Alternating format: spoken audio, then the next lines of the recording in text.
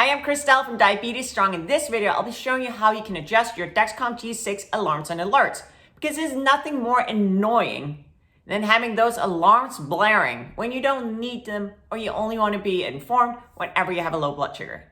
Alarm fatigue is no joke, and even I, who love my Dexcom, sometimes just want to throw that thing out the window, because yes, the alarms and alerts are fantastic. They can be life-changing. But if you have all of the alarms turned on, or maybe just haven't really adjusted them to your needs, you might get alerted at times where you don't need the alarms. For example, if you do not correct your blood sugar unless it's lower than 70 milligrams per deciliter or higher than 180 milligrams per deciliter, there's not really any reason for you to get an alarm unless your blood sugars travel out of that range. So let me help you adjust your alerts so that you get a full night's sleep. You don't get burned out or simply get too irritated at your Dexcom, but only get those actionable alarms and alerts. I will do a screen share and walk you through how to do that on the Dexcom app first, and then I'll move over and show you how to do it on the Dexcom receiver, because you can't quite do the same thing on both. First, let's start out by looking at the basic settings. So this is the factory settings for the alarms and alerts for the Dexcom G6 system. You can actually turn off or silence all of the alerts. The only thing you cannot silence is the urgent low alarm. So the urgent low is at 55 milligrams per deciliter, and per FDA mandate, that cannot be turned off. And I mean, if you live with insulin-dependent diabetes, you don't really want the 55 one turned off either. That's kind of part of the reason why we have the system, right? Let's go. Let's change those settings. Find your Dexcom app and click on that. Then down in the bottom, click Settings. And second row, it says Alerts. Click on that. And that will take you to the factory settings as we looked at before. You can turn off sound. So that's up here in the top, on and off. But let's start out by looking at the urgent lows. So click on that. Here you can see the only thing you can change is the sound. You can choose a lot of different sounds, but that's the only thing you can change for the urgent low. Let's go back. If we instead just look at the low. Here you can actually change everything. You take it off completely, change the when to be notified, how often to be notified, and the sound. Another good alert is the rise and fall rate. So let's just have a look at that. So this is a rise rate. So you can turn it on, and basically the app will notify you if your blood sugars are rising quickly. Same thing for the fall rate, just if your blood sugars are dropping quickly. But again, these are all the alerts. You can adjust all but the urgent low alarm. But another cool feature that's only in the app is the alert schedule. So let's click on that and schedule a separate set of alerts. So let's say sleep. That's what I usually call it. So sleep. And then click next up in the right-hand corner. And then say, when do you want it to start? So I want it to start at midnight. Oopsie, I scrolled the wrong way. Here we go, midnight. That's when I want it to start. So when do I want it to end?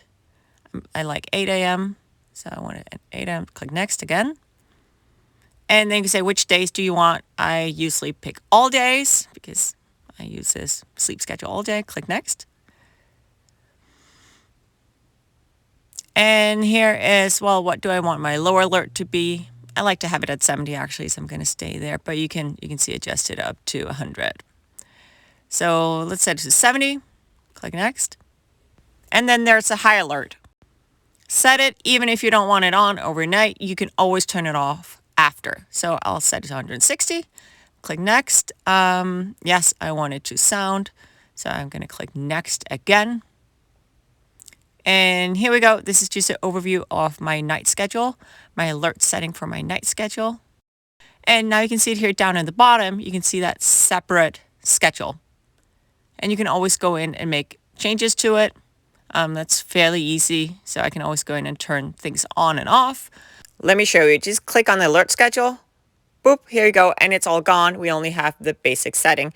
And you can always just click alert schedule again. Here we go. And you can see it shows up again. So that way you can just turn it on and off and still have your settings stored.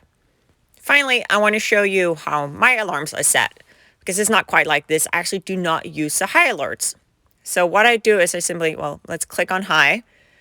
And here I just go up in the right-hand corner and I click that off, and now the high alert is gone. Back. And then in my schedule, my sleep schedule as well, I do not have the high alert on. So click on that. Here we go. And same thing, I just click that little button up in the right-hand corner and it's gone. And this is actually how I have my settings for my alarms and my alerts. And this works for me. I would highly recommend that you play around with it, find out what works for you. But once you're done, just click settings up in the left-hand corner. There we go. You go back in your settings, and now we're back to our CGM readings.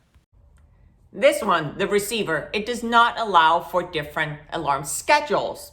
However, we can still adjust the base alerts so that it works for you. Let's do it. Now let's adjust the alerts on the receiver. So turn on your device, click that button. There we go. Oh, that looks pretty. I click the three little bars down here in the corner. Say 1, 2, 1, 2. And here you have your menu. So you just click alerts, click that. And see, here are all your different alerts that you can change. So all of these you can either change or you can turn off. It's up to you. So for example, the high alerts right now on this device, you see I have them off. That means that when I'm using the receiver, I do not get an alert of highs.